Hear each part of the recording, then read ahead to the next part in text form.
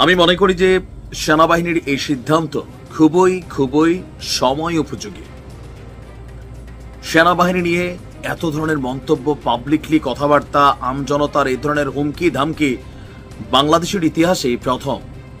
যেহেতু পরিস্থিতিটা একটু বিরূপ, আর যিনি সেনাপ্রধান আছেন কাকতালীয়ভাবে তিনি শেখ হাসিনার আত্মীয় ছিলেন, আর এই বিষয়টাকে ব্যবহার করে মোটামুটি সেনাপ্রধানকে নিয়ে যতটুকু কথা আমরা আসলে সবাই বলছি, যাদের ধরেন সেনাপ্রধানের একটা জুতা পরিষ্কার করারও যোগ্যতা নাই, সেখানে আমরা কমেন্ট করছি একদম ক্যান্টনমেন্ট উড়াই দেবো, এই কর্ম সেই কর্ম, জেনারেল ওয়াকার এই কর্ম। ভাই, এগুলা আসলে আপনি ভাবেন যে আপনার জায়গা থেকে মানে আর্মির একটা সিপাহী হওয়া আপনার দ্বারা সম্ভব কিনা, যাদেরকে নিয়ে কথা বলছেন।